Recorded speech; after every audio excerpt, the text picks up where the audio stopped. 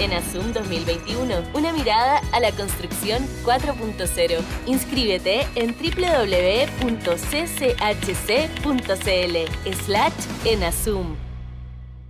En Construye llevamos más de 20 años. Durante todo este tiempo hemos construido tecnología que simplifica la vida. Gracias a nuestras soluciones de abastecimiento y logística, facturación electrónica, productividad en obra y marketplace.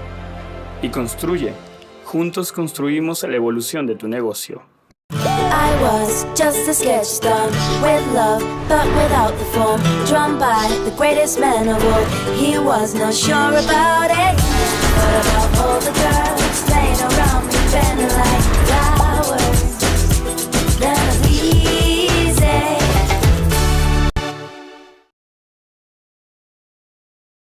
En nuestros 20 años, podemos garantizar al mercado actual un alto stock de productos, logística eficiente, confiabilidad y calidad, precios competitivos y un completo mix de productos de acero y soluciones a los requerimientos más exigentes, para así dar un paso más hacia el multiaceros del futuro. Somos Plan OK, una empresa pionera en la transformación digital del sector inmobiliario y construcción, que nace hace más de 20 años en Chile y que hoy ya se encuentra presente en Colombia, México y Perú. La innovación y digitalización es parte de nuestro ADN. Contamos con 7 plataformas de inteligencia inmobiliaria que llegaron a cambiar la forma de hacer gestión de tus propiedades.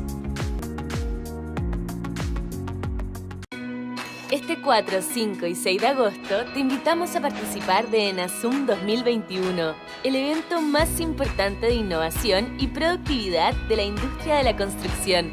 En esta quinta versión, el encuentro girará en torno a 3 temas: diseñar para industrializar, medio ambiente y economía circular y transformación digital. Súmate al bloque Manos a la Obra y no te pierdas conversatorios y charlas inspiradoras con grandes expositores en el principal encuentro de innovación y productividad de la industria de la construcción. ENASUM 2021, una mirada a la construcción 4.0. Inscríbete en www.CChC.cl/ENASUM.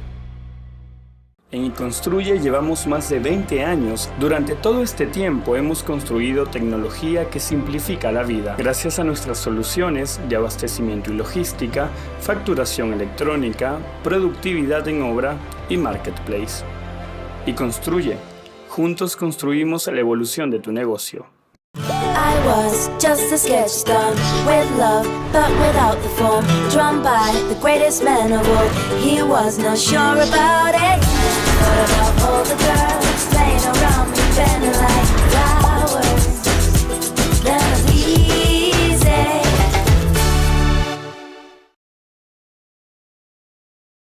En nuestros 20 años, podemos garantizar al mercado actual un alto stock de productos, logística eficiente, confiabilidad y calidad, precios competitivos y un completo mix de productos de acero y soluciones a los requerimientos más exigentes, para así dar un paso más hacia el multiaceros del futuro. Somos Plan OK, una empresa pionera en la transformación digital del sector inmobiliario y construcción, que nace hace más de 20 años en Chile y que hoy ya se encuentra presente en Colombia, México y Perú. La innovación y digitalización es parte de nuestro ADN. Contamos con 7 plataformas de inteligencia inmobiliaria que llegaron a cambiar la forma de hacer gestión de tus propiedades.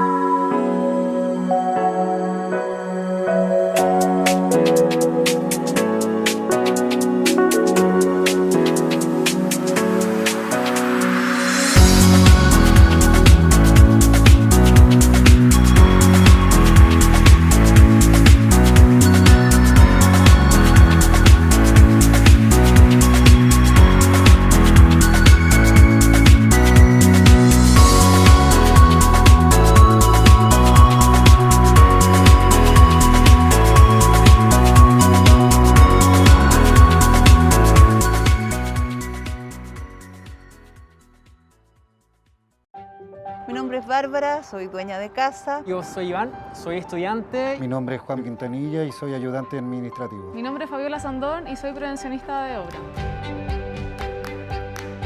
Yo creo que la palabra clave cuando uno le toca estar al lado de una constructora es respeto. Creo que el respeto es lo más importante que siempre nos va a poder hacer que convivamos todos en el mismo lugar. Manteniendo la comunicación directamente con las personas de nuestro alrededor, yo pienso que se podría trabajar en armonía. Se puede llegar a buenos términos cuando uno tiene la posibilidad de comentar su parecer respecto a lo que significa tener una construcción cerca de tu casa.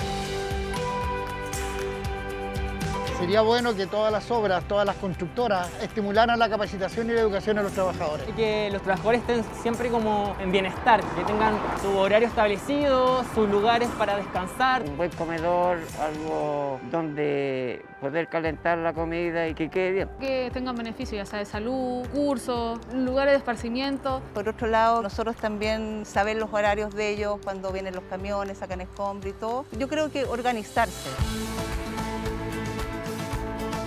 Es totalmente posible tener una buena relación nosotros como vecinos y con la constructora también. Y de esa forma va a ser una convivencia como lo que se debe, de vecinos. Que todos estemos más contentos, el vecino, nosotros y todo nuestro entorno. Esto no es fácil, pero se puede llegar a un buen puerto de tal manera que esto sea una buena experiencia, digamos, tanto para ellos como para nosotros.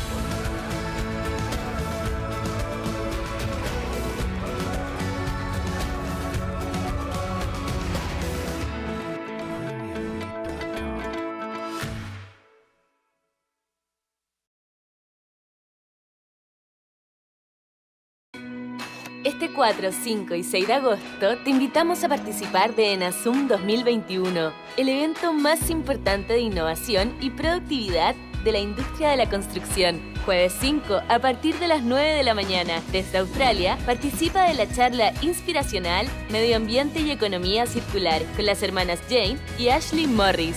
Inscríbete al bloque Manos a la Obra y podrás participar en uno de los 3 módulos simultáneos: Construcción Sustentable, Eficiencia Energética o Gestión de Residuos, en un análisis nacional con expertos, presentaciones aplicadas y un gran panel de conversación. No te pierdas el principal encuentro de innovación y productividad de la industria de la construcción. ENASUM 2021, una mirada a la construcción 4.0. Inscríbete en www.cchc.cl/ENASUM.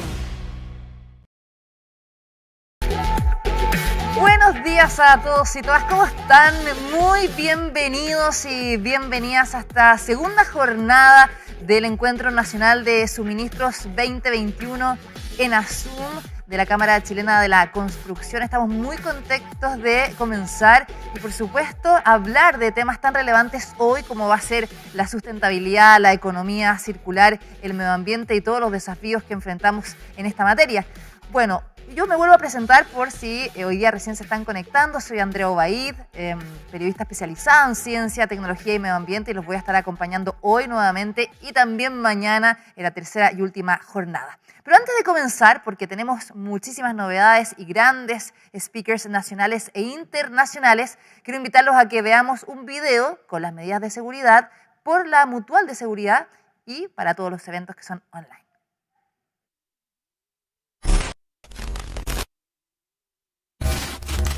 Hola, les habla el profesor. Si estáis acá es porque escucharéis cosas muy importantes para los tiempos de hoy. Junto a Bruce y Mutual de Seguridad nos ocuparemos de que lo hagas de manera segura, ¿vale? Y para eso usted tiene un plan, ¿cierto, profesor? Sí, claro. Conéctate seguro con Mutual de Seguridad, con consejos que te permiten prevenir riesgos mientras te conectas de manera remota. Dígame, profesor, ¿puedo verlo acostado en mi cama? Mejor busca un asiento que mantenga tu postura confortable y una mesa para tu ordenador. Mantente derecho con la posición de tu cuello. Así evitamos dolores lumbares o articulares. ¿Y si me conecto sentado en mi sofá, cómodo y seguro? Insisto, te recomiendo una silla con apoyos que mantengan tus codos, espalda y cadera totalmente rectas. Profesor, si quisiera unirme a este evento, pero estoy en una misión con una bomba a punto de explotar, ¿puedo? Antes que nada, termina la misión, desactiva esa bomba y luego buscas un lugar seguro con poca afluencia de gente. ¿Y si estoy en una persecución? Lo mismo, con la diferencia que si conduces o caminas no puedes usar tu smartphone, te expones a un accidente, ya lo sabes eso, tío. Por eso, si el evento te sorprende en el camino, detienes el vehículo y disfruta de la jornada. Profesor, si salgo en una misión con Lara, ¿me puedo conectar? Claro que sí, recuerda siempre llevar puesta tu mascarilla, mantener distanciamiento físico, las manos desinfectadas con alcohol gel en todo momento y buscar un lugar donde ver el evento, evitando así el tránsito de personas. Ok, rayos, profesor. Usted tiene todo bajo control, ¿eh? Para eso estamos junto a Mutual de Seguridad, para prevenir. Ahora, ya conectados con la prevención, podemos comenzar. 3, 2, 1, ¡vamos! Cambio y fuera, profesor. Bueno, ya lo saben, a estar muy preparados y atentos, sentados en sus oficinas o en sus casas para ver este increíble evento online. En plena pandemia quisimos hacerlo igual y con todo lo que viene a continuación, que va a ser espectacular. Pero antes quiero saludar a quienes hacen posible este encuentro, a nuestros auspiciadores. En primer lugar, Titanio, los cuales son Mutual de Seguridad. Un fuerte aplauso también para la Mutual que hace posible este evento. También estamos junto a Easy. Ahí vemos a Easy, detrás mío, en contraste ahí con el rojo y el verde. También estamos con Multiaceros. También los saludamos y muchas gracias por hacer posible ENASUM 2021. Y finalmente estamos con Y Construye. Gracias Y Construye también por este gran apoyo. Y vamos a saludar a la categoría Oro. Estamos junto a Plan OK. También les agradecemos mucho por apoyarnos en este evento. Y por último, en categoría Plata, estamos con Elfe, Brigán, Cap Felipe Cabello y Asociados, Cemento Bio Bio, STO y Melón SA. Dicho esto, quiero invitarlos a que también puedan participar, mandarnos sus impresiones, sacar pantallazos, lo que quieran a través del hashtag en Twitter y en redes sociales, que es ENASUM 2021. Bueno, queremos hacer un resumen de lo que fue ayer. Tuvimos nuestra primera jornada que fue increíble. Desde Reino Unido estuvimos con Jamie Johnston, director Head of Global Systems de Brighton Wood, con una charla magistral que habló sobre el diseño para industrializar. Tuvimos luego una mesa de trabajo, 3 mesas en las cuales se abordaron muchas temáticas y por supuesto hoy no va a ser la excepción. Vamos a seguir hablando de muchos temas al respecto, pero vamos a concentrarnos, como les decía, en lo que tiene que ver con la sustentabilidad, en la economía circular, todos los desafíos, ¿no?, en la producción, el manejo de los escombros y muchas otras temáticas. Y vamos a tener a 2 invitadas de lujo que son las hermanas Morris. Pero más adelante les voy a contar más detalles. Quiero ahora invitarlos a recibir con un fuerte aplauso virtual a Carlos Lagos, presidente del Comité de Especialidades de la Cámara Chilena de la Construcción, que nos va a dar unas palabras de apertura. Bienvenido, Carlos. Buenos días. Es un placer darle la bienvenida al segundo día de ENASUM 2021, el evento más importante de innovación y productividad en la construcción, que por 5º año organizamos de manera conjunta con los comités de proveedores, industriales y especialistas, con el propósito de intercambiar ideas, miradas, experiencias, opiniones sobre el futuro de la industria. Esperamos aportar al conjunto de la industria, que congrega múltiples focos y especialidades que se complementan de manera virtuosa para dar vida a un sector vital para el desarrollo del país y para el mejoramiento de la calidad de vida de los chilenos. Como presidente del Comité de Especialidades, valoro particularmente la oportunidad de abordar los temas que indudablemente están marcando y determinando el desarrollo futuro de nuestro sector. Hoy tendremos como tema central la construcción sustentable, la economía circular. Para ello tenemos como invitadas que nos provocarán y motivarán a las hermanas Morris, destacadas profesionales creadoras de la empresa Corio. La economía circular, el cuidado del medio ambiente y la construcción sustentable nos convocan a identificar oportunidades de desarrollo para toda la industria, para mejorar los procesos y la utilización de recursos. Debemos buscar maneras innovadoras de hacernos cargos del aumento mundial sin precedentes en la demanda por materias primas que se genera por el crecimiento poblacional y económico, que nos obliga a cuidar aún más los recursos naturales y el medio ambiente. Les invito a visualizar oportunidades para implementar la economía circular en Chile, que no es ni más ni menos que construir pensando en el futuro. Tenemos las capacidades y los recursos para avanzar decididamente en ello. El informe de productividad de Matrix identifica 4 principios generales que sustentan la gestión de residuos en una economía circular. Prevenir la generación de residuos, mejorar la recuperación de los mismos, aumentar el uso de materiales reciclados y generar demanda y mercado para los productos reciclados. Y mejorar la información para apoyar la innovación, guiar la inversión y permitir decisiones informadas de los consumidores. Como gremio, ya estamos ocupados y estamos manos a la obra para avanzar en el desafío de cambiar la industria de la mano con entidades como Construye 2025, el Consejo de Construcción Industrializada y la Corporación de Desarrollo Tecnológico. Bienvenidos nuevamente a ENASUM 2021. Bienvenidos al evento más importante de innovación y productividad en la construcción.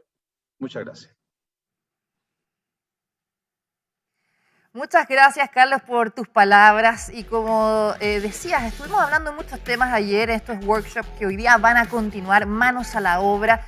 Y ayer hablamos del acceso de la vivienda, de la integración de la cadena de valor, de la industrialización como herramienta para mejorar la productividad y que fueron moderadas estas mesas por distintos expertos. Yo tuve también la posibilidad de moderar una muy interesante la conversación y además con esta retroalimentación a través de Menti, ustedes iban aportando con sus opiniones, con sus propuestas, ¿no? Con estos gráficos que además nos daban la tendencia para llevar a cabo la conversación. Pero los quiero invitar a que veamos las conclusiones de lo que fueron ayer estas mesas de workshop. Quiero dejarlos ahora con Guillermo Olgueta, presidente de ENASUM 2021. Nos va a exponer estos temas. Así que, Guillermo, ¿cómo estás? Muy bienvenido. Un agrado nuevamente estar en este segundo día de ENASUM. Yo quisiera, la primera conclusión es una anécdota. Ayer, nuestro amigo Ignacio Troncoso me hizo llegar un regalo, Plano Key. No sé si recuerdan, probablemente se acuerden, de el concurso de Don Francisco que llevaba a los mentirosos y decía, oye, ¿y quién inventaba la mentira más creíble? ¿Para qué era esto? Tuvimos un minuto fantástico con Plano Key. La primera respuesta fue, es un colgador. La verdad, esto lo comento porque habla del cambio generacional y del cambio que estamos todos expuestos. Mis hijos no duraron ni un minuto, encontraron lo más fome que podía haber el concurso, pusieron el celular y me dijeron, esto es para poner el celular y ver series. Y eso es lo que nos está pasando todos los días. Ayer tuvimos una jornada muy interesante, muy entretenida y que afortunadamente y para consuelo o para alegría nuestra, tuvo una muy buena evaluación. La evaluación general en términos de excelencia, que eran las notas que ustedes pusieron entre un 6 y un 7, para el evento completo fue un 76%, una muy buena nota. En términos de la presentación de Jamie Johnston, fue además mejor evaluado, tuvimos un 92% de notas entre 6 y 7, y acceso a la vivienda, 89%, integración de la cadena de valor, un 81%, e industrialización, un 72% en la nota 6 y 7. Así que felicito al equipo, el buen trabajo realizado ha sido ratificado por sus impresiones, pero que además de las notas nos permitieron generar una serie de conclusiones en relación a las temáticas que estábamos tratando. Parte de las conclusiones que vimos en Menti, que las vamos a proyectar ahora, y voy a partir por las experiencias de industrialización. La primera pregunta fue si conocías la experiencia de industrialización en Chile en obras de constructora. Prácticamente el total de los participantes dijo que conocía experiencias de industrialización. Dato que es muy importante porque después vamos a ver que solo la mitad de los asistentes a acceso a la vivienda conocía lo que Sebastián Bowen y Techo está realizando y la problemática que estamos abordando como país. La principal conclusión, diría yo, en términos de por qué, además, es importante este tema de la industrialización y la productividad, es porque nos permitiría reducir el déficit habitacional en Chile.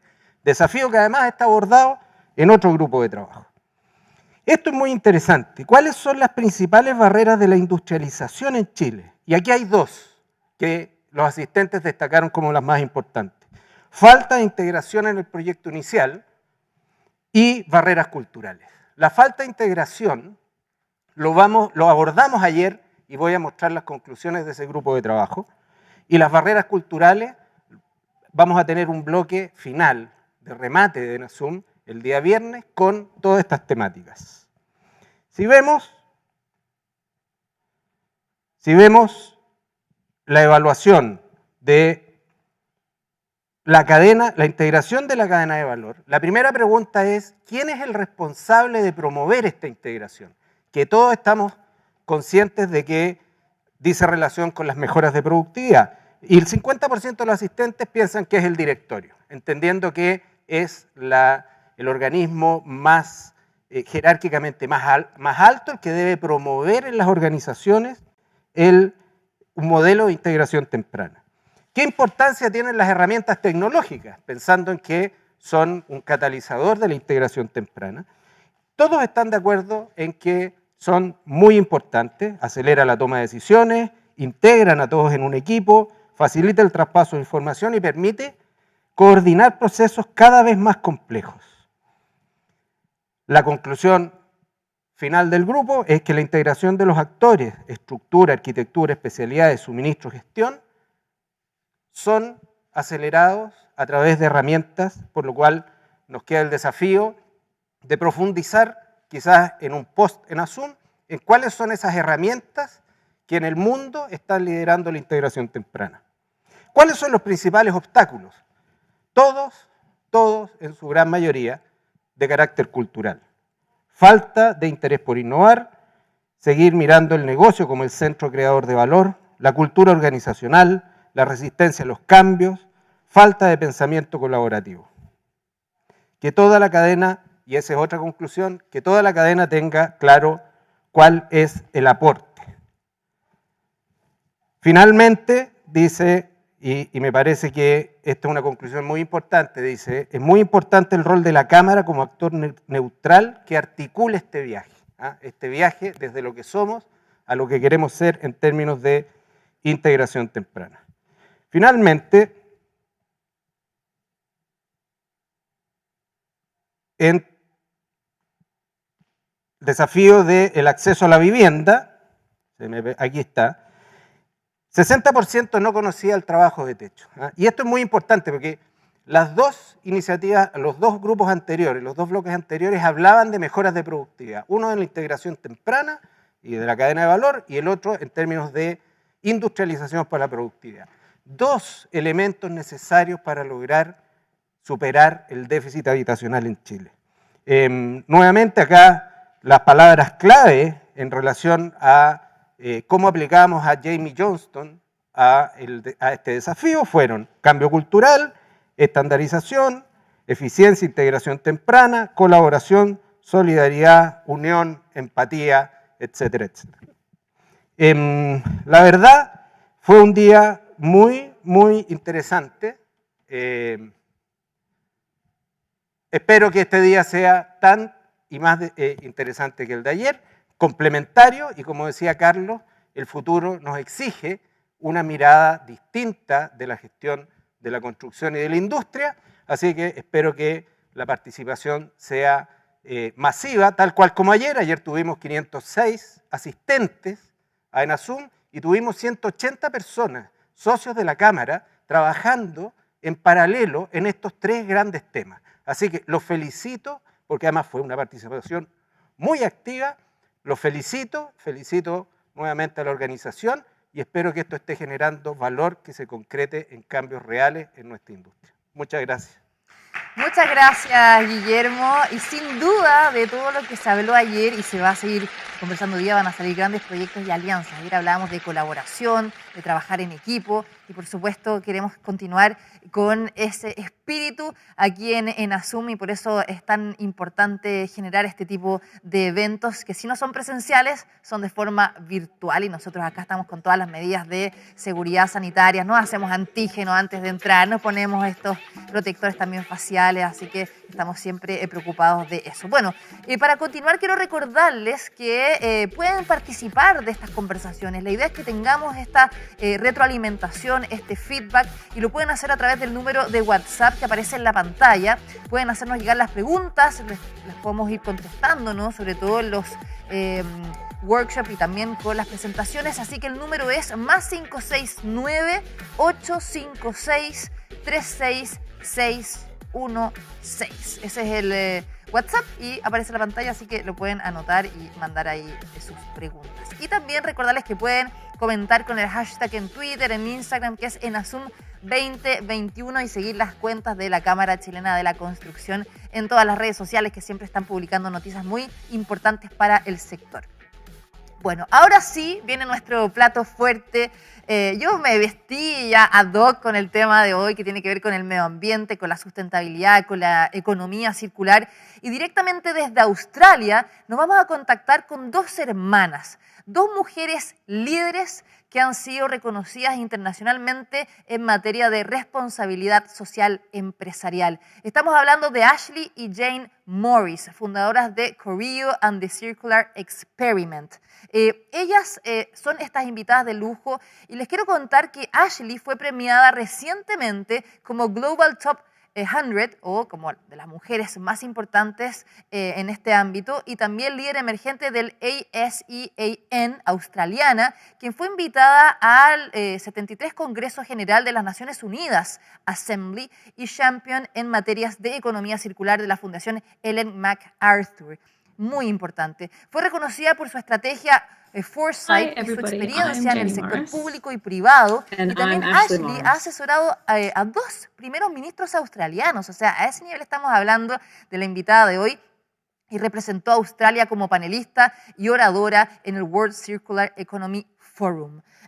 Por su parte, Jane recientemente recibió el premio de honor por su cuarto puesto en el Top 100 mundial de responsabilidad social corporativa en los premios de los líderes influyentes para el año 2020. Jane trabaja con comunidades, trabaja con empresas, con los gobiernos para cultivar esta importancia de la innovación y, por supuesto, apoyar a todos los líderes en la transición hacia una economía circular, que es tan importante, ¿no? Tener este círculo virtuoso entre la academia, entre el gobierno, entre la ciudadanía y, por supuesto, el rol de las empresas es crucial. Su trabajo ha sido reconocido y celebrado en múltiples escenarios internacionales, en donde se destaca también su participación reciente en el Congreso General de las Naciones Unidas número 73. No quiero hablar más, quiero dejar a ellas que conversen hoy día con ustedes, que nos compartan su experiencia, que los impulsen y motiven a que sus industrias, sus constructoras, sus inmobiliarias sean más sustentables. Así que quiero presentar con un fuerte aplauso virtual a Ashley y Jane Morris. Hi everybody, I'm Jane Morris. And I'm Ashley Morris. So something that's really important for our organisation and those in Australia is to acknowledge the traditional owners from the land on which we meet. I'm here in Brisbane, so I pay my respects to the Yagara and Turrbal people. I recognise them as Aboriginal and Torres Strait Islander, land and sea. It always was, and it always will be. While some of you might be familiar with Corio, for those of you who aren't, we are a boutique circular economy consultancy that serve as strategic advisors, project partners, and all-round doers who take the circular economy out of theory and put it into practice. We are a team of 7 women working in Australia, New Zealand, and North America. And as the circular economy is systemic, we work at all key junctures of the global economy, including mining and resources, agriculture, education, tourism, and of course, the property and construction sector. Our work in the Australian property and construction sector has been incredibly diverse to date. We've worked with market leaders at varying scales, including with Lendlease at their master plan community Yarrabilba, with Mirvac on the development of a circular economy demonstration home in Victoria, with Dexus on the development of the Waterfront Brisbane precinct, with Stockland on measuring circularity of key materials in their supply chains, and also with Frasers and Dexus on the urban renewal of Central Place, Sydney. So I'll now more fulsomely introduce myself and allow Ash to do the same. So I'm the co-founder and chief operating officer of Choreo, and in recognition of my work leading action toward a circular economy, I was an invitee to the 73rd United Nations General Assembly. I have been appointed as an associate professor at Griffith University and recently named number 4 in the world on the list of corporate social responsibility leaders. However, prior to co-founding Choreo, I actually spent the better part of a decade as a remote area nurse. So, needless to say, I have spent a lot of my professional life managing complex social and emotional situations with very limited resources and extremely trying conditions, all whilst maintaining my deep love of people. Resourcefulness, practicality, and people wrangling are all skills I bring with me to my work here at Choreo. And I feel such a deep sense of privilege to be driving the change toward a circular economy here in Australia and abroad. And hello everyone, so I'm the CEO and co-founder of Choreo. And having grown up on a small farm in regional Queensland, I'm a woman that understands the value of hard work and contributing to something greater than myself. I hold a Bachelor of Environmental Health Science, First Class Honours in Environmental Management, and the University Medal. In 2017, after tirelessly working on some of the world's most intractable environmental issues, from deforestation in Indonesia through to electronic waste, I came to realise that I had only ever been working on the symptoms of the problem and not the problem itself, which is today's linear take, make, waste economy. With a firm belief that when you know better, you do better, I have supported Australia's transition toward a circular economy from a grassroots pilot project in 2017 to today, where as Choreo, we've delivered over 80 circular economy projects with some of the world's most influential governments and organisations.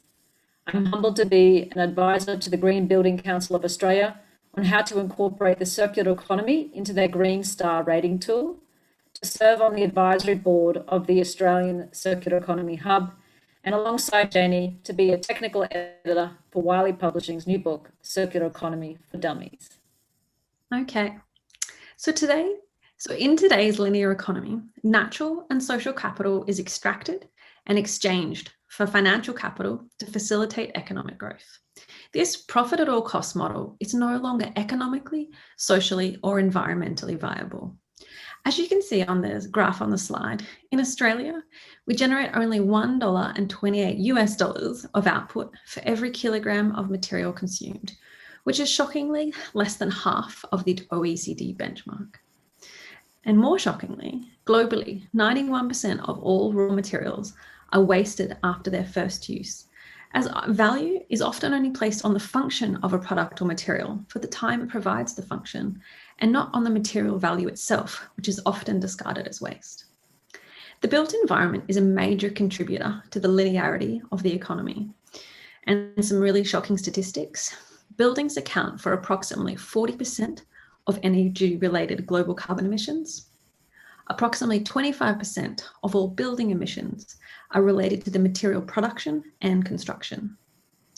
Buildings are responsible for 50% of global material use, and 42.4 billion tonnes of materials are consumed annually.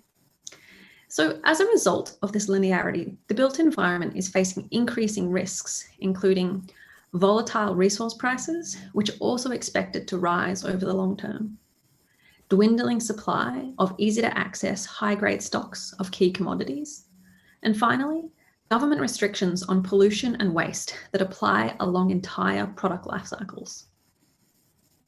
So a circular economy aims to redefine growth by focusing on values and value creation. It is an economic model that's designed to be restorative and regenerative and is underpinned by 3 key principles: designing out waste and pollution, keeping products and materials at their highest value for as long as possible, and regenerating natural and social systems.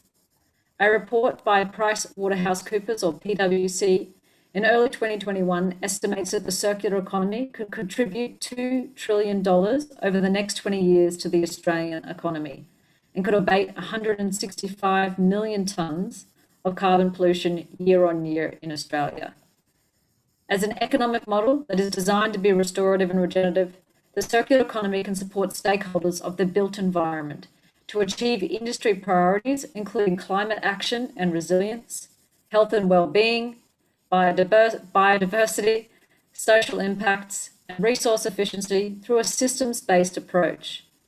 Transitioning toward a circular economy does not only mount adjustments aimed at reducing the negative impacts of the linear economy, such as improving waste diversion rates.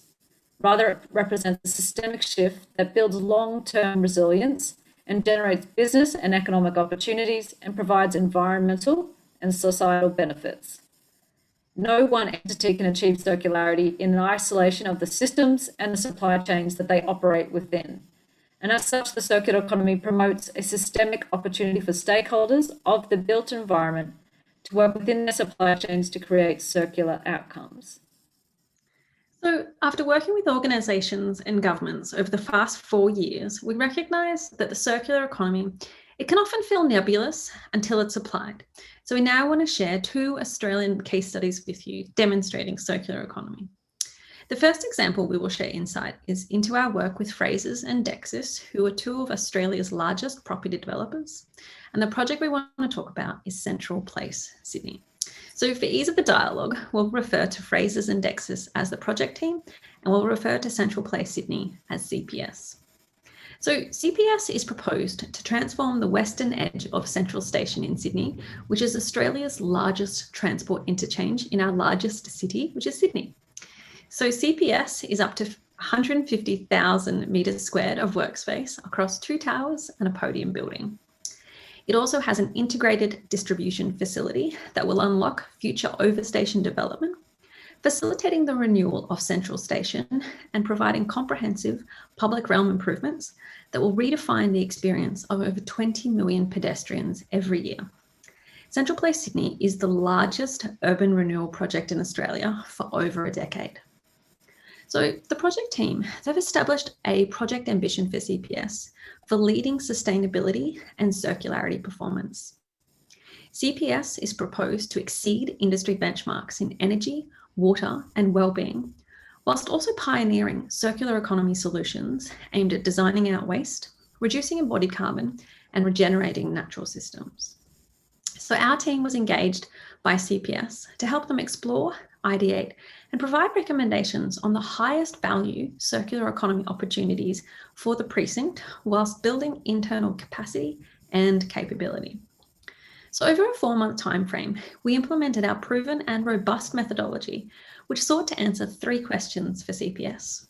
The first, and the most logical one, is what is the circular economy? The second, what value can it provide to CPS and its shareholders, its stakeholders, and the wider community? And finally, the question everyone really wants to start with is, where does Central Place start? I think it's important to mention that over 70% of the organisations who approach us need help answering those 3 key questions.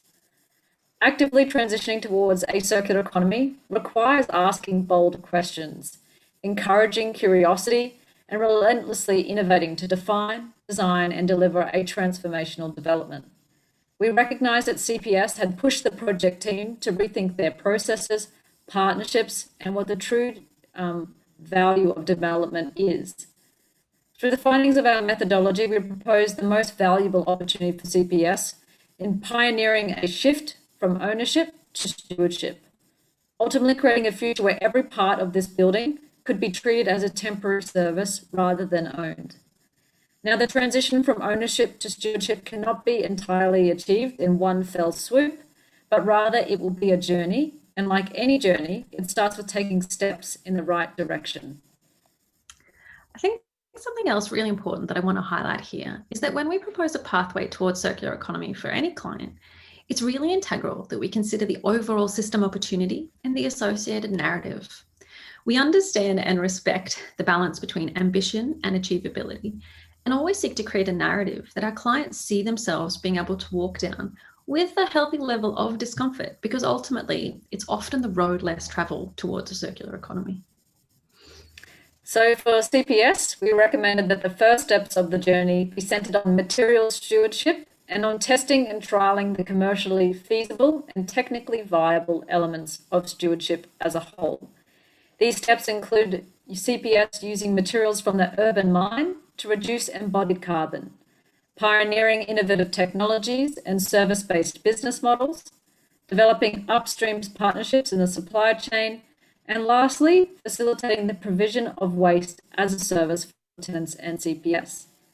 Transitioning towards a circular economy at CPS is not just about using materials with a lower carbon footprint or other bolt-on gadgets to tick green assessment boxes. It requires a fundamental and systemic shift in both attitude to materials and ownership. So the circular economy initiatives that we are validating include urban metabolism. So as part of the redevelopment of CPS, 3 buildings are due to be demolished. Pardon me. So these buildings, they're only 20 years old. So the first step in urban metabolism is to collate and review the existing BIM data, or building information modeling, on those buildings. So where this information is adequate, we can then progress to assessing what percentage of materials can likely be recovered and either used or reused, in CPS, or diverted to other industries or local users. Where the information is inadequate, which is our assumption for this particular project, the task is then to engage with a point cloud company to get detailed information on the materials in the building, to then determine a percentage of recoverable material.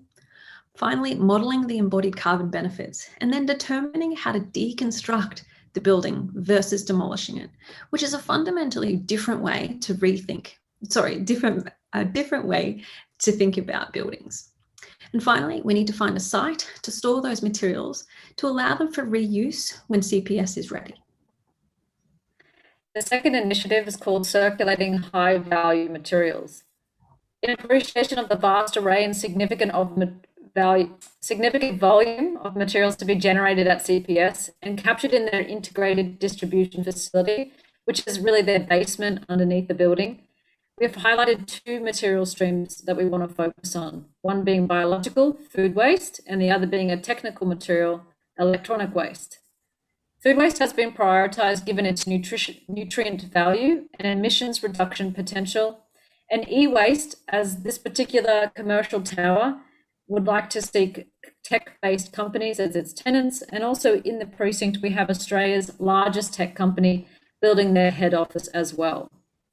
So food waste is proposed to be captured in this development through a maceration technology, where it will then be processed on site through black soldier fly larvae in tech-enabled modular containers.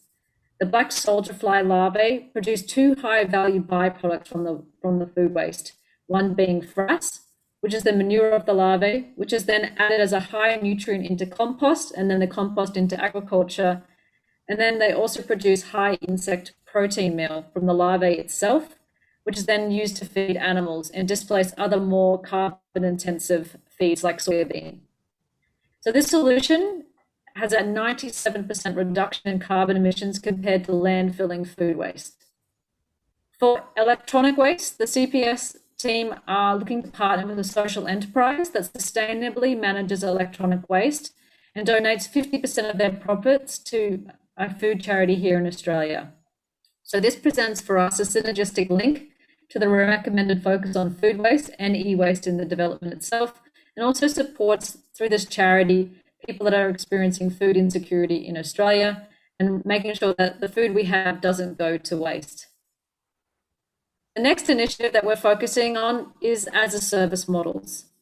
So we're exploring a cooling and a lighting as a service model in this project. And it really requires us to change our systems, our processes, including procurement, contracting, project finance, and operations. Our recommendation is that the team further validate how this project can utilize cooling as a service through working with a leading provider on this solution across Asia, and also lighting as a service. So right now we're in the early stages of validating both models, but I can tell you that they both stack up very nicely, both on a capital expenditure basis and also extension of the life of the asset and circularity, making sure these materials never go to waste. So the fourth initiative proposed for CPS is forming upstream partnerships within a key material supply chain for the development to ultimately procure materials with a lower embodied carbon or lower toxicity, or have transparency in the supply chain. So the first step in forming these upstream partnerships is for the project team to agree upon a material and or product focus. And this choice could be driven by things like embodied carbon, the results of life cycle analysis, transparency of supply chain, toxicity, or local production and manufacture. Once the project team has agreed upon the chosen material and or product, the next steps are to undertake a supply chain analysis to understand where the products are currently being sourced from, what data is currently available, what are the emissions currently produced, the potential capital cost or volume requirements of this product or material. Then the task is to work with the material supply chain stakeholders to set targets to enhance desired attributes or elements of performance, such as lower embodied carbon or durability of the material and or product. And the final initiative is a material passport for CPS. So we want to explore a materials passport with one of the world's leading providers, Medasta, that are very active across Netherlands and Europe and the UK, where every building in the new development will be recorded in their cloud-based platform. We can also model in this platform embodied carbon per square meter.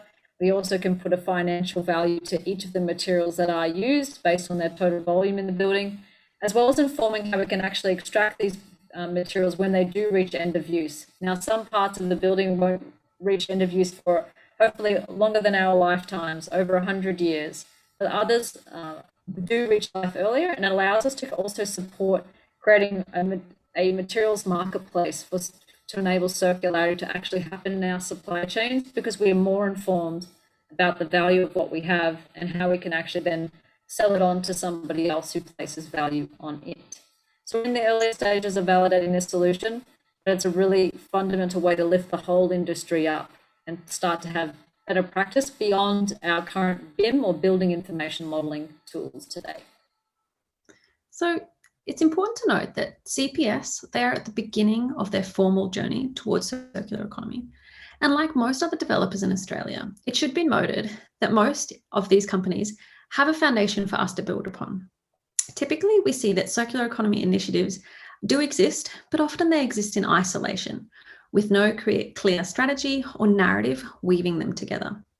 And although this ad hoc approach to circular economy may result in positive economic, social, or environmental outcomes, to achieve the full value of the transition, a systemic and strategic approach towards circular economy is required.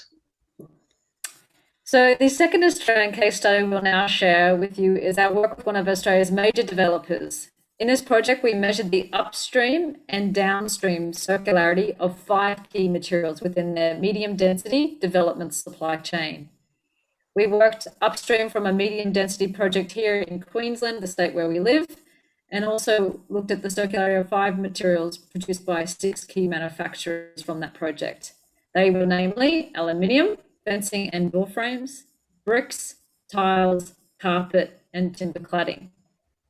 To analyse and measure the upstream circularity of the 5 selected materials and determine the product manufacturer's degree of maturity in transitioning toward a circular economy, we developed a circular economy maturity assessment, which included both qualitative and quantitative measures.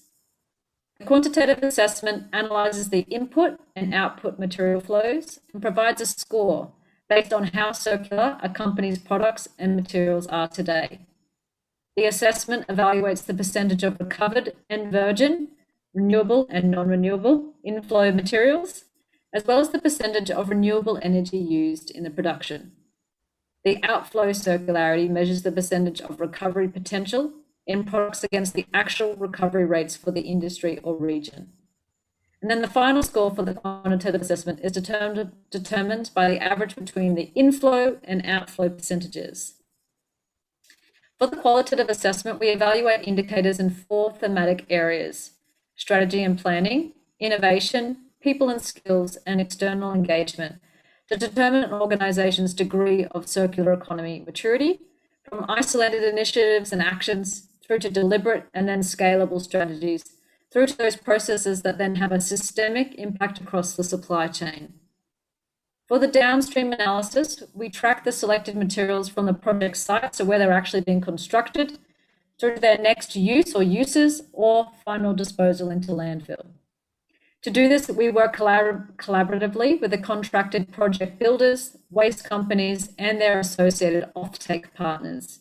The objective here was to identify to what extent these materials are circulating in the supply chain, and also what extent they could be circulated if we were to change some of our current practices. So on the screen, you can see the results from this work. This was just for those 5 materials again, and so you can see the complexity into the built environment today and where the different roles and responsibilities fundamentally are. We can see from the point of the developer, it goes into the architect's design briefs, and then there's a procurement process to get a builder to develop the project itself. They are taking the role then in procuring the materials that have been specified by an architect. But there is a lot of different hands at that initial point, which also reduces visibility for the developer to understand where their materials are coming from and the performance of those materials, whether it's carbon, modern slavery, toxicity, etc. So once the materials have entered the project, again, we looked at their upstream manufacturing process and scored the product manufacturer's level of circularity. And then we followed it all the way through to the project site, where you can see then we followed them downstream. And for materials like carpet, although it's been designed with recycled content, it's been designed to be recoverable and fully recyclable, it's not being recycled here in Australia. The supply chain shows us that overall, carpets are scoring about a 6% circularity in a supply chain. Largely, they end up getting landfilled because they are a more complex material, that being they have a number of layers and are more economically challenging or time-consuming to separate out and then find the offtake partners to use those materials again. But for other materials like the timber cladding that we assessed, the product manufacturer was exceptional in their performance, having a closed-loop water system, using renewable energy, having 97% of all waste in the facility, having a waste diversion rate of 97%, a very impressive product manufacturer. And then when we went downstream, there was waste that came from the timber cladding with different offcuts, but it did have also recovery downstream through a waste company and an offtake partner, often being broken down into mulch, which was then added into compost or other agricultural uses. So it was a very interesting project, very insightful for us, and also really informed all different parts of the supply chain about how we think end to end and how we can enhance overall performance and circularity. Okay. So in addition to company and developer-led projects, industry peak bodies in Australia, such as the Green Building Council, are providing broad leadership and incentivising industry uptake of the circular economy as well. So in collaboration with the Green Building Council of Australia, we have developed Australia's first Circular Economy Leadership Challenge. So the objective of the Circular Economy Leadership Challenge is to catalyse and reward industry for collaborating with key stakeholders in their supply chain to advance the circularity of products and materials. In a circular economy, products and materials are valued for both their functionality and their materiality, as well as the value they contribute to the system. So the Circular Economy Leadership Challenge supports industry to achieve the recently announced 6-star Green Star rating, which is the highest performance rating for buildings in Australia. The Leadership Challenge has a strong focus on measurement, requiring companies to measure the performance of the circular economy interventions to achieve the available 3 credit points. Now, we recognise that the circular economy doesn't have one answer, but rather it presents a set of possibilities. And this leadership challenge is one of the possible ways organisations can move toward a more circular economy. This credit moves organisations beyond reuse and recycling towards supply chains and systems changes that demonstrate value to environmental, social, and economic objectives. We are all on a journey to understand the full implications of a circular economy. Those at the forefront are proactively positioning themselves in response to the emerging trends and shaping what will come, ultimately creating a model that plays to their strengths. After working with Australia's largest property development organisations on their journey toward a circular economy, we recognise the absolute importance of taking systemic action. In the pursuit of a circular economy, inaction is an action, and only time will tell how costly this will be for those who choose to languish in the status quo. So to close our presentation, we want to leave you with some insights we've gathered over the years on this journey. There is no one way to make the transition. You have to be brave and actually do something. That's where the real value lies. Collaborate and do it with unlikely bedfellows. Divergent thinking helps us to be truly innovative. Park your ego. You probably don't know as much as you think you do. I myself am acutely aware of all the things I do not know. Be congruent, mean what you say, and say what you mean. Lead with your values. Let people know you and your why. Thank you so much for your time. It's a real privilege to connect back here again with different industry leaders in Chile. If you're interested in learning more, please don't hesitate to reach out to Janie or myself. We can make sure the details are provided with you and they're up here on the slide. But it'd be great to connect and build a global network of change makers pioneering the progress toward a circular economy. Thanks so much. Bye.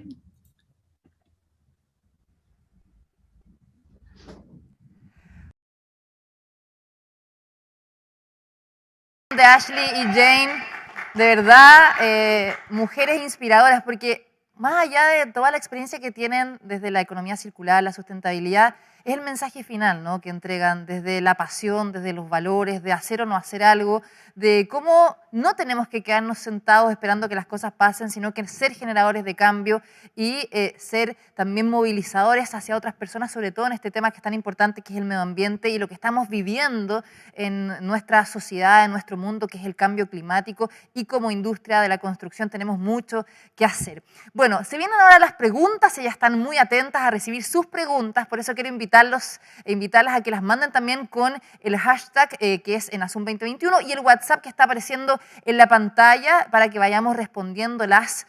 Hay mucho que seguir aprendiendo, tenemos todavía a Ashley y a Jane para que sigan conversando con nosotros. Y ya tenemos la primera pregunta que nos llega, que es: ¿cuáles son los principales desafíos culturales para abordar temas de construcción sustentable y economía circular? Vamos a ver qué nos responde. Circular economy and the transition starts with the change in the way we think. So I don't know if that's just a cultural issue, but it's really about how do we expand people's ability to think beyond what they know, what's been done before, and also the role of their business. I think there is a challenge around organizations going, that's outside of our core business, but for us it's about, that actually can be a really valuable thing for your business to expand, to create further impact value, to find new pathways to revenue and growth and contribution to your local communities, etc.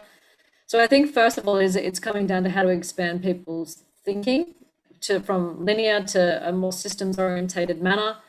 But I don't know, Janie, if you have any further remarks on some of the cultural elements here for Australia. Yeah, I think challenging the belief that I think it's changing, but the belief that circular economy is just this environmentally nice thing to do and it's not grounded in hard economics. I think what we've found over the last 2 years particularly, that the uptake of circular economy has really been driven in the property and construction sector in Australia by development managers, by growth managers who really understand the economic benefits available and not just the environmental benefits. And I think that's a cultural shift that we're seeing happening. As Ash mentioned, it's that change in mindset from a linear way of thinking to a systems way of thinking, but also focusing on the dollars available. Las respuestas y sobre todo lo que se está haciendo en nuestro país, que viene un gran desafío. Tenemos la ley de responsabilidad extendida al productor que se va a implementar desde el próximo año y también el 2023, toda esta estrategia que se debe hacer en economía circular. Y ahí le tengo una pregunta para Ashley, nos llega la siguiente: ¿qué salto tiene que tener nuestro país para tener una estrategia comunitaria de economía circular? Say that we keep, as an organization, we always recommend that every country, every locality, company pursue action. I think if we can get demonstrable evidence of the value of a circular economy, then we'll get then systemic strategies for countries, for regions, etc. In the absence of the action, I think it will remain in the dialogue, between different political parties, etc., and different organizations. But we need to anchor this with evidence-based through demonstration. Nos llega otra pregunta, pero esta es para Jane, y dice, ¿cómo implementar un proyecto de economía circular en Chile como el que fue realizado en Mirvac, Jane? Great question.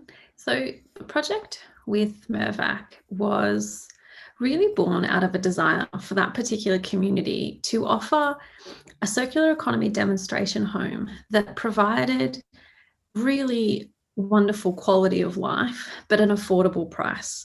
I think there was a lot of rhetoric in Australia, though there currently still is, that circular economy can sometimes be more expensive. Pardon me, can be more expensive. So the whole ambition behind that project was to demonstrate the value that building and constructing in line with the principles of the circular economy can contribute to a homeowner, but then also at a price that is affordable. So I think for Chile to be able to, demonstrate a similar project, it would be working with a developer who has a similar level of ambition, or finding a group of consumers who really want this, because we did a lot of work with volume home builders in Australia for that project. Because what we heard from the developer, they said, oh no, the volume home builders, they don't think consumers want it. And then the consumers are saying, well, we really want these products. And so it's a bit like chicken and egg, who jumps first. So I think from our experience, we know that consumers are demanding these products. We know that volume home builders are sort of standing on the precipice saying, we know that this is the way forward. We're a bit nervous to be the first. So I would say it's working with a developer in Chile who really has that ambition to lead in a circular economy, particularly in the built environment, and just getting on and doing it, really. Ashley y Jane, pero ustedes en algún minuto creen que se podría aplicar algún modelo que ya hayan trabajado y que sea quizás ejemplar en la construcción chilena, y por otra parte, ¿se podría, por ejemplo, replicar la experiencia de trabajo de Río Tinto con cadena de proveedores de la construcción? I think a lot of the circular economy projects can be replicated and scaled up.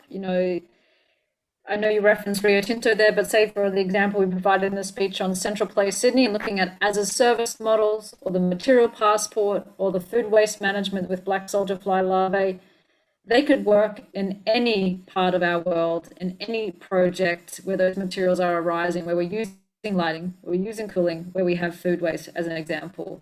I also think there's a huge amount of benefits that are derived between, maybe it is a Rio Tinto supply chain talking to a property construction supply chain, and actually sharing a lot of the learnings and challenges, but also then solving those collaboratively and collectively. And we see this all the time. As an organization, we are extremely privileged to work across such a diversity of our economy and their sectors. And we get to see this systems view about really what's happening in the different parts and who we need to be connecting up to collectively solve for some of these problems, or equally unlock some of the untapped opportunity areas. So I think it absolutely can be replicated, scaled up, and Chile, like most other countries, can absolutely start to progress toward a circular economy at a faster rate. I think just adding one thing, because I love this line, it's the circular economy is global in intent, but local in implementation. I know there's a desire sometimes to find a one-size-fits-all model and just drag it and drop it, but that's not usually how it works, much to the disappointment of some organizations, because you have to find local solutions that work with your local context and your local economy.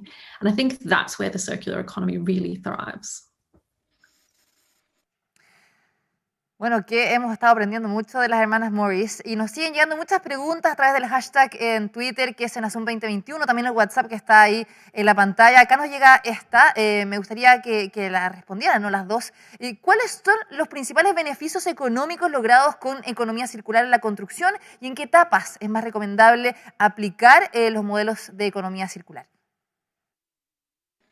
I would say And again, I'll draw to an example that we provided in the speech in using a service-based model, so having a developer or the construction party not have to own the cooling infrastructure, the lighting infrastructure. That capital expenditure comes off of your total project cost, as well as then you've got an incentivized partner who's going to make sure that that cooling system actually works as effectively as possible.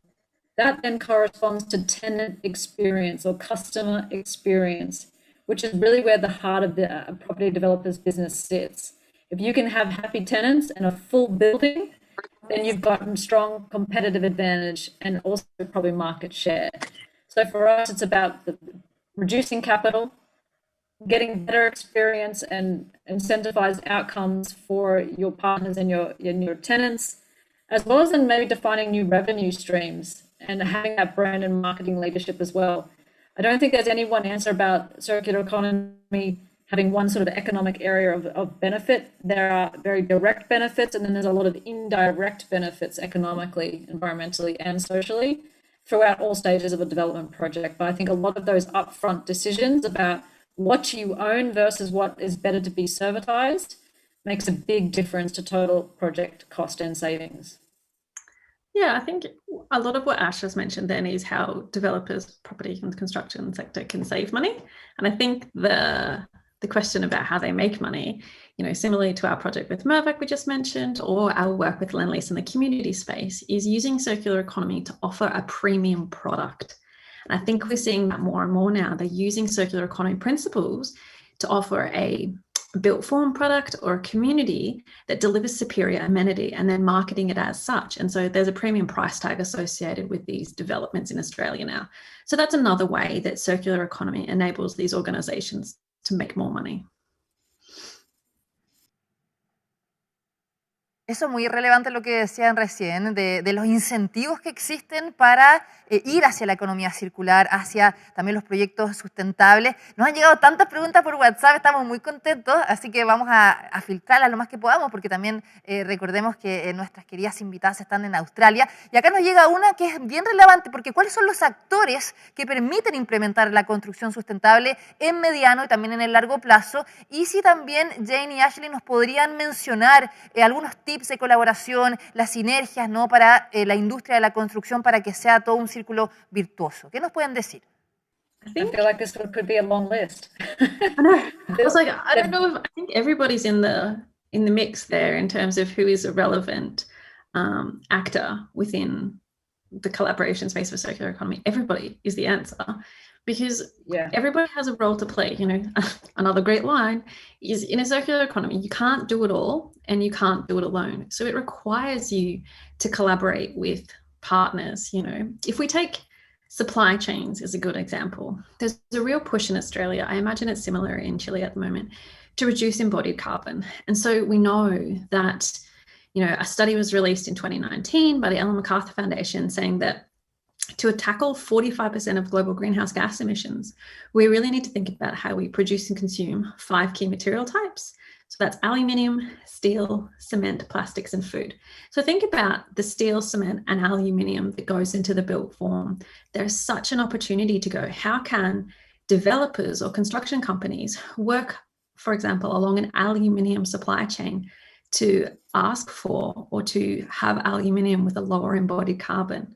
All of the actors that sit along that, from the logistics organizations to a fabricator, to a manufacturer, to an extractor itself, there's organizations or consortiums in Australia at the moment that are really seeking to create these really collaborative relationships. One of those is led by the New South Wales government. It's called Materials Embodied Carbon Leadership Alliance, or MECLA for short, and they've grouped different actors along supply chains of high embodied materials to really seek and solve these problems. But I don't know if there's a guidebook for how to, in terms of collaborating along supply chains. But I think, that list that we shared of some hot tips at the end of our presentation, I know they might seem a bit fundamental or simple, but they're so important, really leading with your values, being congruent. So making sure you know what you want and being transparent about that is really important. Ash? Yeah, and I will say, just to finish up on that question, whilst you do need to collaborate full length of supply chain with everyone, I also just really want to highlight that government and planning authorities are so important in this and taking them on the journey with you. But I would encourage people not to just wait for any one party, and particularly government, to lead. Government don't often lead, and we inform policy and regulation and planning authority changes through taking action, learning what a better way to do things are, and providing that evidence to then again inform and change the regulations.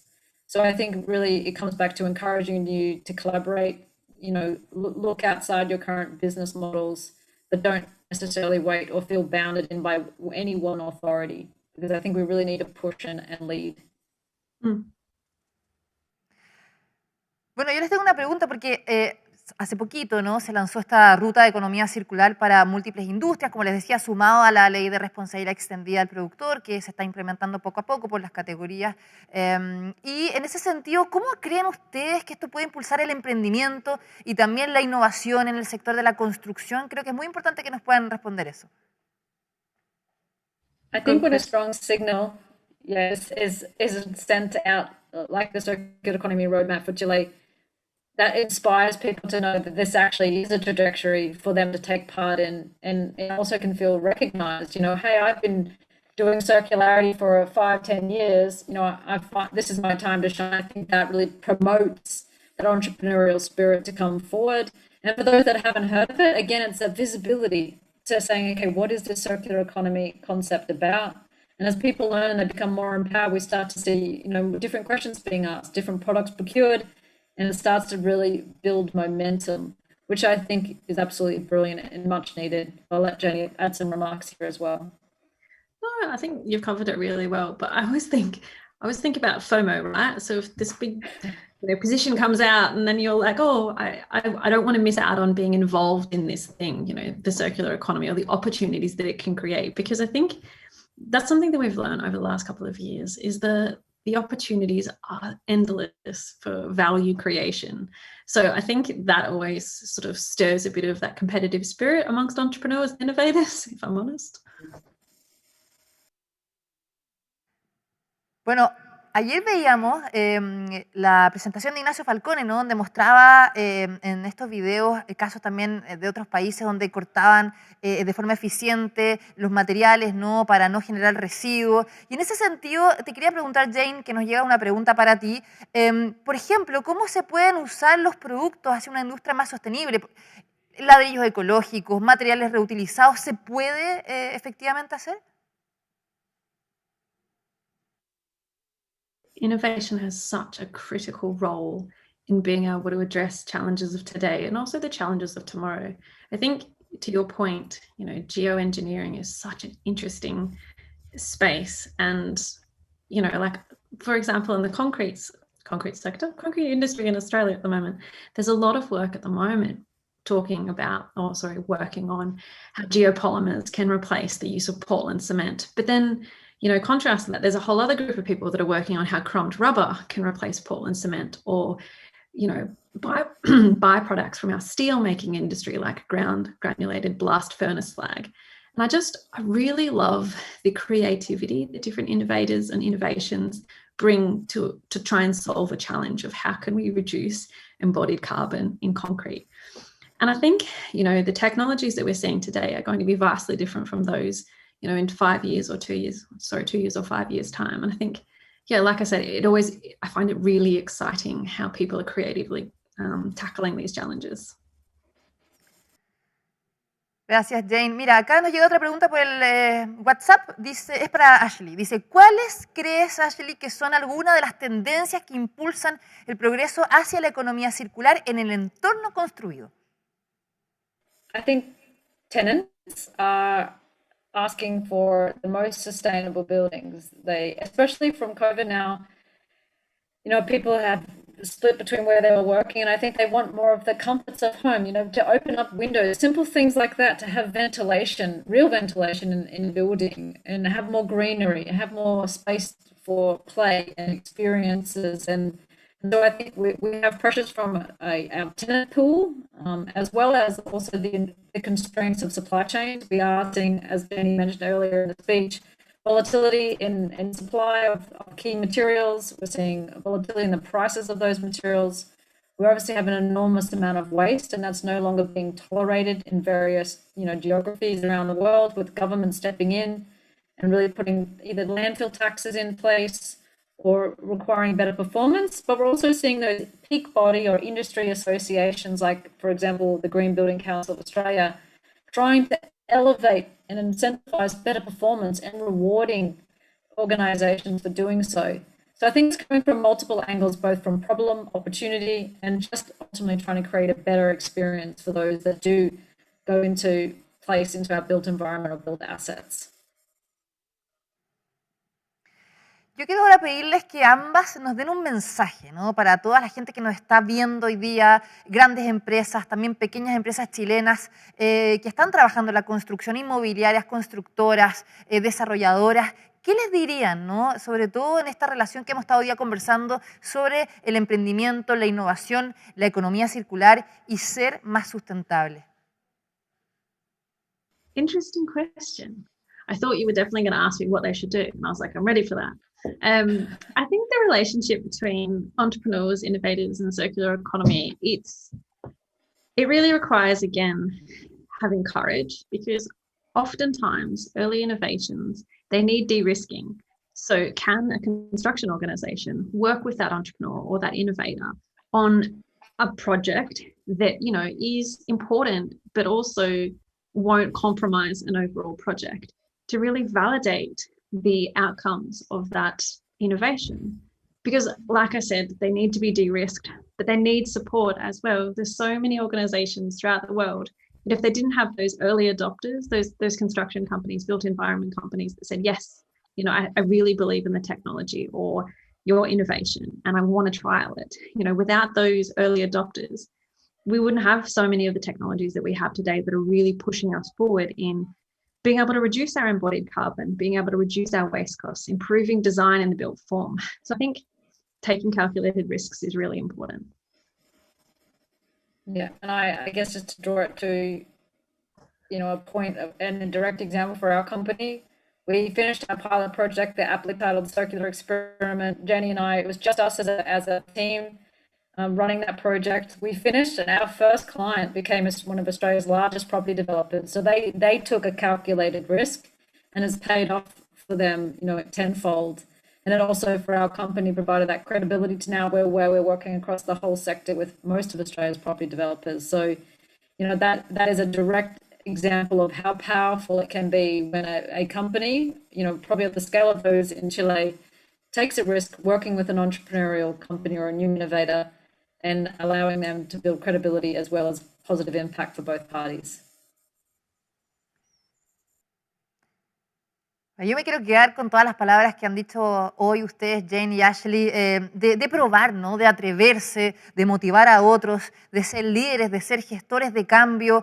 Y claramente vamos a aportar. Uno dice, bueno, pero ¿qué puede hacer? Si todos sumamos un proyecto, ¿no? Una forma de trabajar de forma sustentable, vamos a generar cambios grandes en la sociedad y también no solamente para Chile, sino que para el mundo. Yo de verdad quiero agradecerles enormemente por parte de la Cámara Chilena de la Construcción, de todos los organizadores de ENASUM, por estar con nosotros hoy día desde Australia. Sabemos que hay totalmente diferencias de horario, pero igual pudieron contestar todas las preguntas. Quedaron muchísimas preguntas que nos enviaron por el WhatsApp, por el hashtag en Twitter, pero no alcanzamos a hacerlas en virtud del tiempo. Así que un aplauso grande y gracias por estar con nosotros, Jane y Ashley. We just want to say a really big thank you to ENASUM and to the Chilean Chamber of Construction. We've had, we feel very honored to be able to present to you all today. So thank you so much for your time. And yeah, thanks so much. Thank you. Thank you, both of you. No, de increíble realmente la presentación de las dos. Un aplauso grande para ellas por estar con nosotros acá desde Australia. Bueno, lo que hace la virtualidad y esperamos haber contestado todas las respuestas y preguntas que ustedes tenían. Lamentablemente no alcanzamos por el tiempo. Pero antes de continuar, quiero darles una sorpresa, un anuncio de última hora que vamos a tenerlo mañana. Vamos a tener un tremendo invitado. Les cuento que él es Tim Sperry, fundador de Smoke Armor, compañía que desarrolló una tecnología basada en un aditivo mineral que es capaz de purificar el aire por medio de la captura del dióxido de carbono del ambiente, disminuyendo así la contaminación. En Estados Unidos este aditivo ya se aplica en las pinturas. La compañía recientemente calificó como finalista en los premios Fast Company 2021 World Changing Ideas en Estados Unidos y vamos a estar con él mañana en uno de los bloques, así que quería anunciarlo porque recientemente se confirmó su participación y vamos a aprender muchísimo de este tipo de tecnología e innovación aplicada en este caso a la pintura y por supuesto a la construcción. Muchas temáticas relevantes hemos hablado hoy día.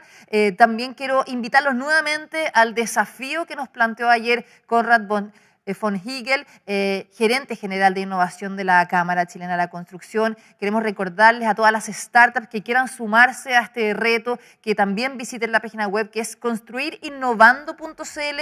Ahí pueden descargar las bases, ver los requisitos del reto y participar. La idea es que puedan sumarse a esta gran invitación y recordarles que ahora vienen los workshops, ¿no? Los bloques manos a la obra.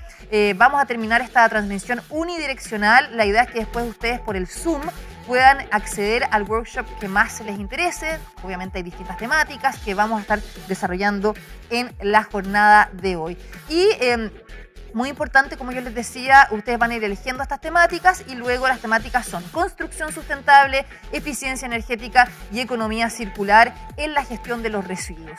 Los invito a participar, que ojalá estas mesas sean muy fructíferas. Quiero invitarlos nuevamente a que puedan visitar toda la información en www.cchc.cl/tv